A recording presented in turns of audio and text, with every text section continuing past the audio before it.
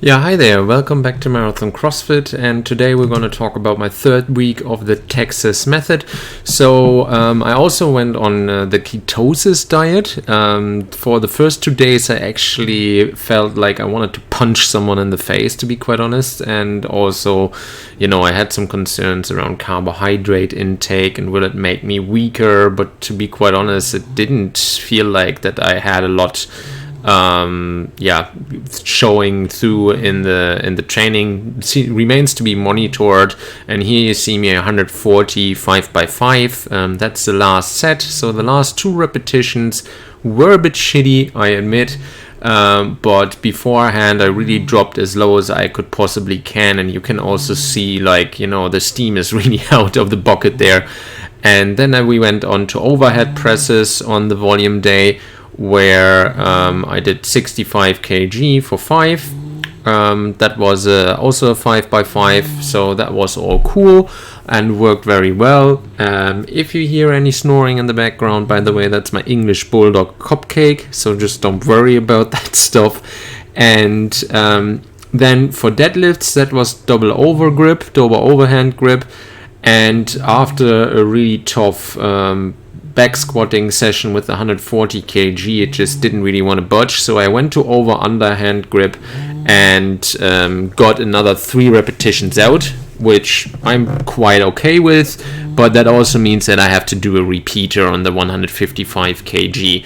But still though, I have less pain in my back. I had a lot of pain now for about half a year in the back and niggles, and the Kband training really seems to help with that, to loosen up the hips and to loosen up everything around the legs, to have a bit of lower back pain. So if you are a lifter who really struggles with lower back pain and also is using a lacrosse ball quite a bit, maybe try to get in some Kband training.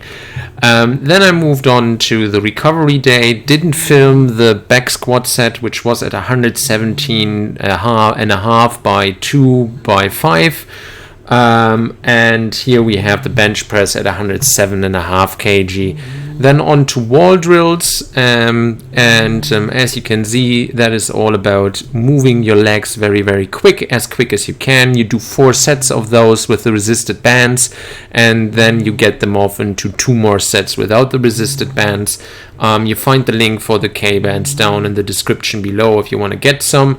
High knees, also, if this looks very silly with the elbows, but still it gives you more drive, so still it makes you look like a bit like an Oompa Loompa or a locomotive train, but definitely you get a good sweat out of this kind of exercise, and also more explosiveness for your squats. So I definitely recommend that.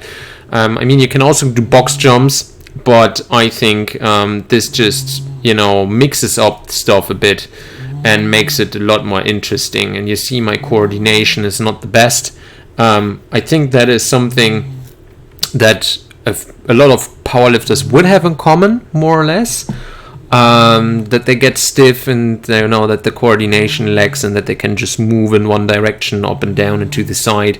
So this is to really make you a bit more athletic and not just a stiff powerlifter who can move a lot of stuff but only in one direction. So these are speed skaters. The idea is just to jump from leg to leg as far as you can possibly can, and also here you do 4 sets by 10, 2 resisted, 2 unresisted, if you wanted to replicate that at your local gym. Then on to ladder drills. Now these ones actually do make you really sweat, even though it looks like I'm going like a complete slow coach. I know there are a lot of athletes out there who do this a lot quicker, but still though, I'm just starting out with that, and actually haven't done them ever before, so this is me doing these ladder drills for the very first time, and took a bit out of me, but that's good. So also with the ketosis diet, what is that basically about? Just a quick overview.